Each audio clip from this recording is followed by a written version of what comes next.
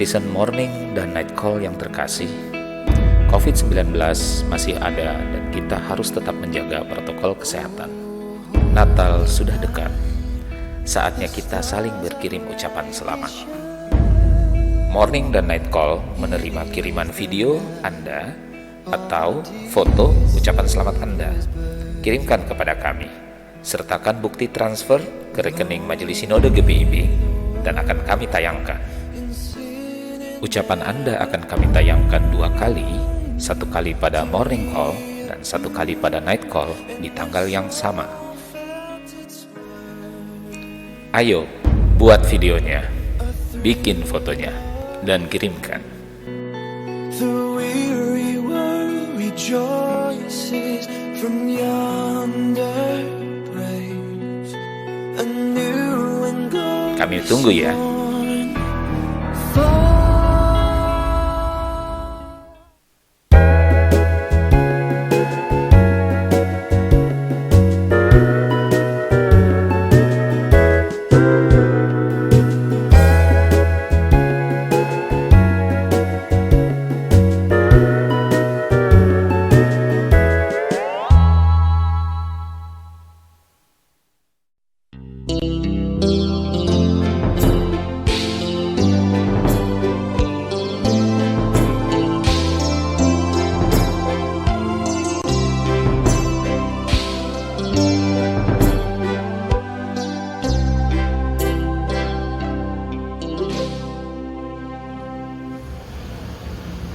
Selamat pagi, Jemaat Tuhan.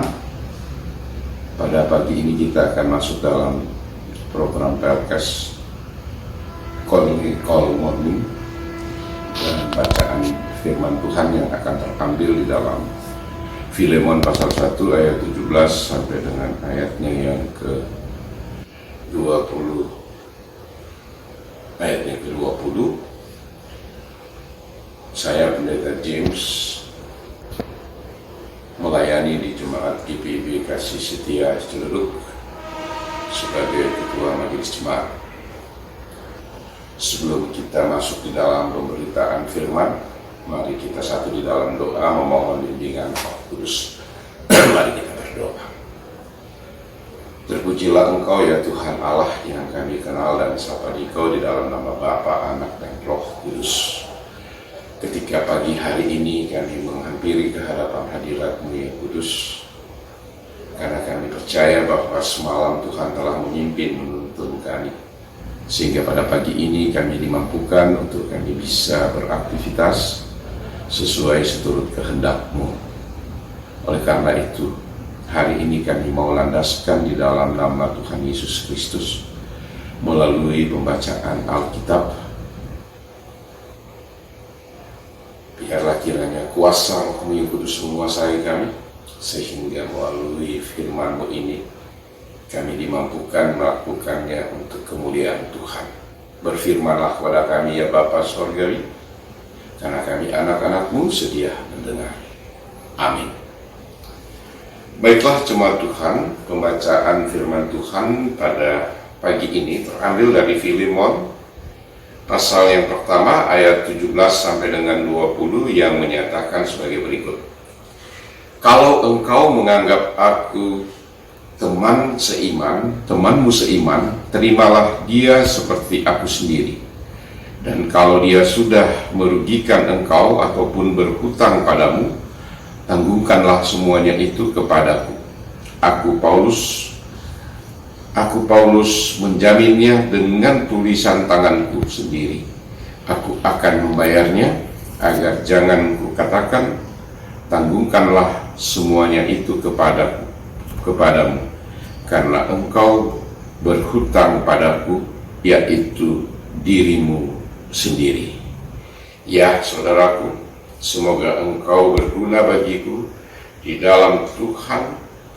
Hiburkanlah hatiku di dalam Kristus.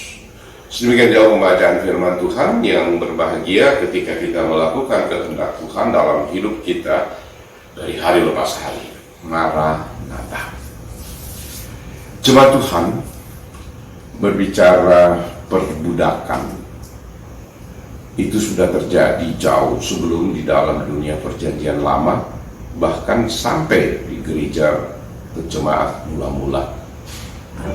Perbudakan adalah satu lambang, satu kekuatan, kekuasaan yang dilakukan, yang dialami oleh manusia dalam hidup ini.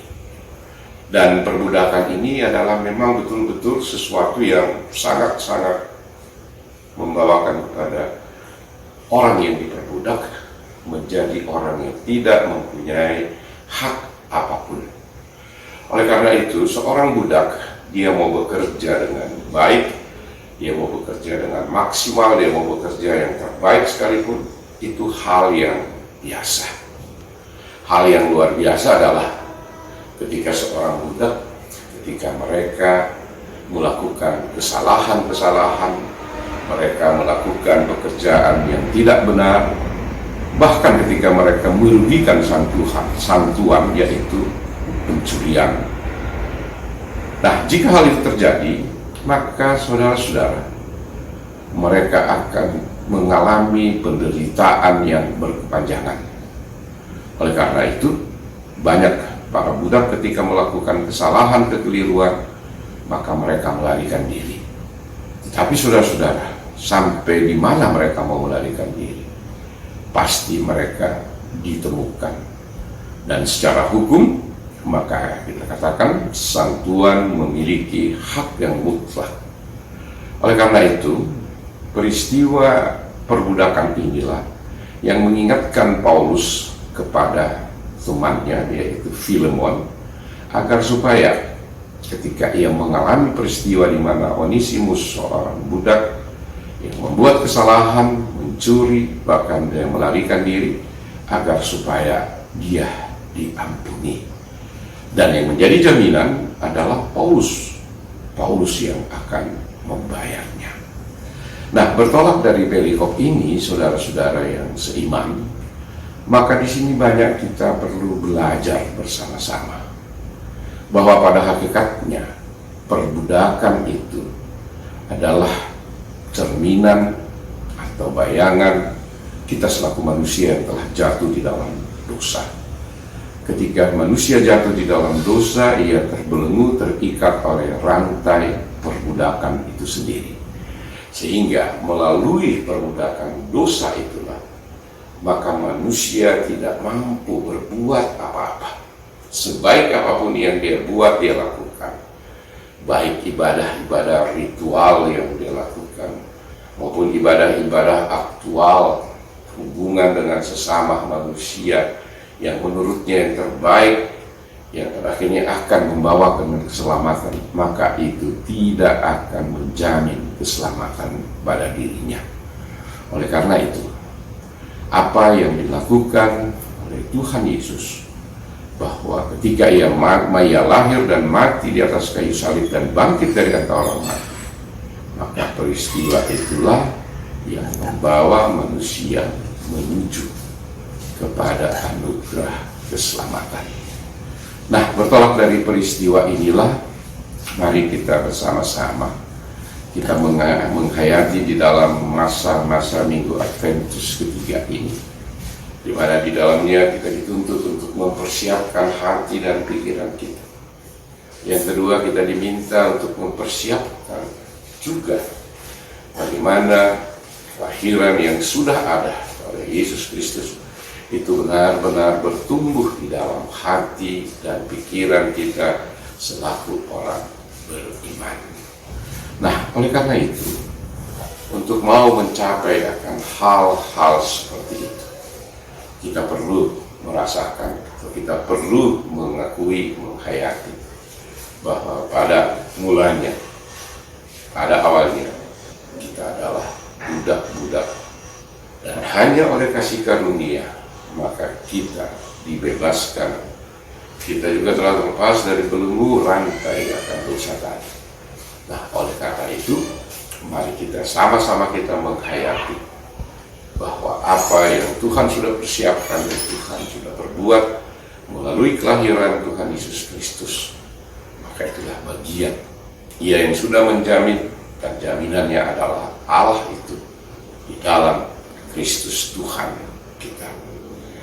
Cuma Tuhan, apa yang bisa kita pelajari dalam peristiwa perikop ini? Yang saya mau ingatkan adalah yang pertama, bahwa ketika kita telah berada dan telah terbelenggu dan telah dibebaskan, maka pelepasan itu, atau bisa kita rasakan bahwa kita telah dibebaskan, itu hanya karunia, itu hanya pemberian daripada Tuhan Allah. Pemberian keselamatan inilah yang perlu kita terjemahkan secara nyata, secara konkret di dalam perjalanan kehidupan kita selaku orang beriman. Bentuk apakah yang bisa kita lakukan di sepanjang perjalanan kehidupan kita pada masa kini? Yang pertama-tama itu yang saya mau katakan, bahwa mari kita mengakui bahwa Yesus Kristus datang ke dunia ini adalah di dalam pendekatan sebagai manusia. Pendekatan manusiawi yang mau menyelamatkan manusia. Dan di dalam pendekatan manusiawi ini, maka ia merobohkan akan tembok-tembok pemisah. Ia merobohkan tradisi, adat, budaya. Bahkan ia juga merombak akan hukum-hukum yang sudah dibentuk dan diciptakan manusia, yang adalah hanya untuk kepentingan diri sendiri. Nah, inilah peristiwa yang kita harus syukuri di dalam perjalanan kehidupan kita. Bahwa tembok-tembok pemisah yang telah dirobohkan itu, maka karena Kristuslah keselamatan itu terjadi. Yang kedua, jika kita berada di dalam rasa menerima keselamatan tadi, maka rasa syukur, hati yang penuh dengan sukacita, hati yang penuh dengan kegirangan, kegembiraan, itulah yang perlu kita terjemahkan di dalam hati dan pikiran dan tindakan kita dari hari lepas hari. Saya sering mau mengatakan begini, bahwa orang bernyanyi, dia bisa bernyanyi dengan merdu dan bagus dan bisa didengar dengan penuh keindahan, jika ia bernyanyi dengan hati, pikiran yang tulus, pikiran yang bersih, pikiran yang benar-benar, yang tidak mempunyai akan segala beban-beban kesalahan dosa yang ada dalam dirinya. Sebaliknya, ketika orang yang berada di dalam kemarahan, kebencian, dengki, iri hati, yang hidup penuh dengan pengeluhan, hidup yang hanya mau mengandalkan dirinya sendiri, atau bisa kita katakan dia lagi marah-marah, dia tidak akan pasti bisa bernyanyi dengan baik. Kenapa dia tidak bisa bernyanyi dengan baik? Karena dia berada dalam suasana satu situasi yang sangat bertolak belakang, di mana dia mau menghadirkan kegembiraan, tetapi dia tidak menghasilkan kegembiraan, kegirangan, sukacita. Tetapi yang ada adalah berbagai macam kegalauan yang ada di dalam hati dan pikiran daripada dia. Yang kedua, bahwa saya mau katakan ketika kita bersyukur tadi dengan hati dan gembira dan melakukan itu, maka yang kedua, kita berada di dalam satu ketulusan, keikhlasan. Tulus di sini adalah di dalamnya kita mau mengatakan bahwa segala sesuatu adalah karena Tuhan, bukan karena kita. Kita bisa mengasihi, kita bisa berbuat baik, kita bisa melakukannya, bukan upaya kita, tetapi adalah anugerah Tuhan. Sehingga apa yang kita lakukan tadi adalah orientasinya bukan diri kita. Atau artinya kita bisa katakan bahwa segala yang kita lakukan ini motivasinya adalah bukan kepentingan diri kita agar supaya kita diakui, agar supaya kita dihargai, kita dihormati, kita tidak. Yang Tuhan kehendaki adalah di dalamnya untuk kemuliaan Tuhan itu sendiri. Apa yang kita terapkan jika di dalamnya adalah rasa syukur, di dalamnya adalah rasa ketulusan hati, maka itu tercermin yang dimulai daripada keluarga kita.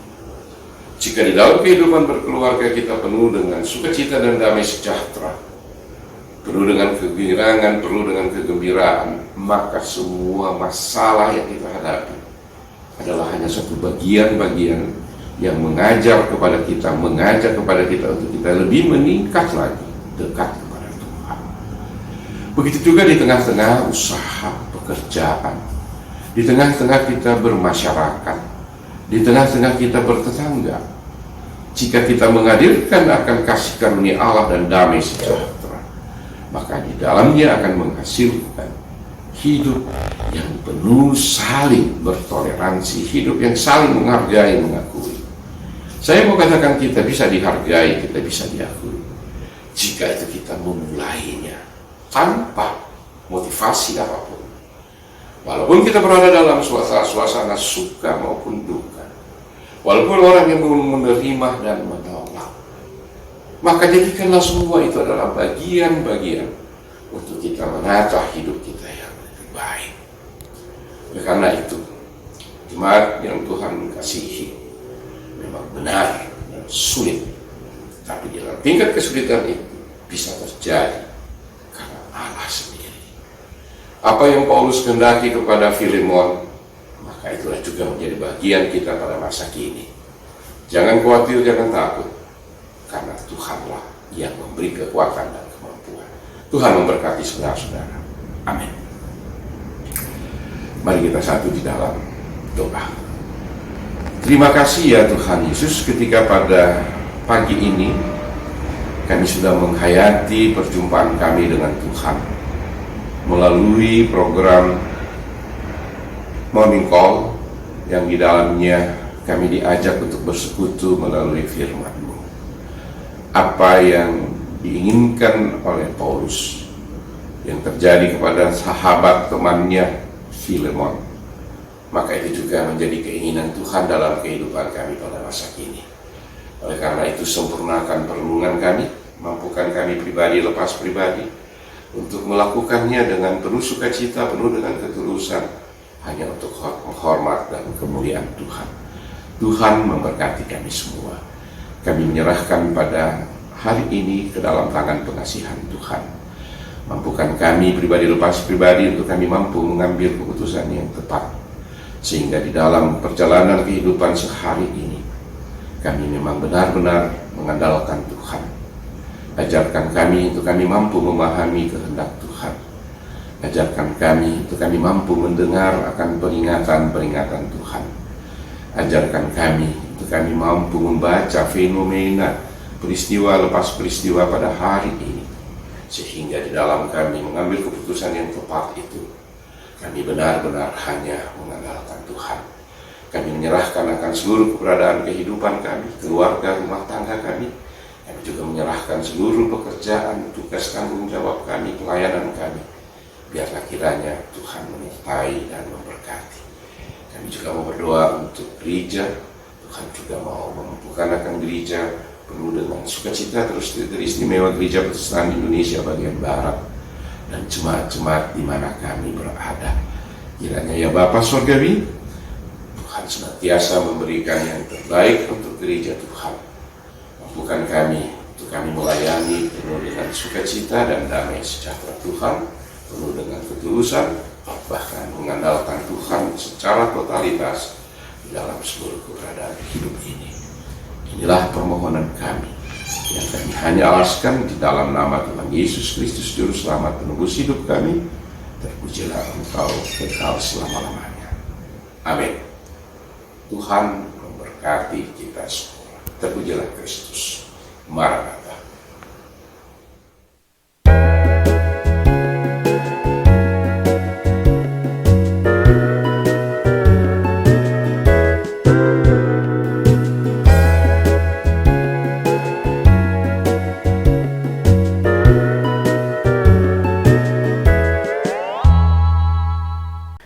Netizen Morning dan Night Call yang terkasih, COVID-19 masih ada dan kita harus tetap menjaga protokol kesehatan. Natal sudah dekat. Saatnya kita saling berkirim ucapan selamat. Morning dan Night Call menerima kiriman video Anda atau foto ucapan selamat Anda. Kirimkan kepada kami. Sertakan bukti transfer ke rekening Majelis Sinode GBIB dan akan kami tayangkan. Ucapan Anda akan kami tayangkan 2 kali, 1 kali pada morning call dan 1 kali pada night call di tanggal yang sama. Ayo, buat videonya, bikin fotonya, dan kirimkan. The weary world rejoices from yonder praise. A new and glorious Kami tunggu ya.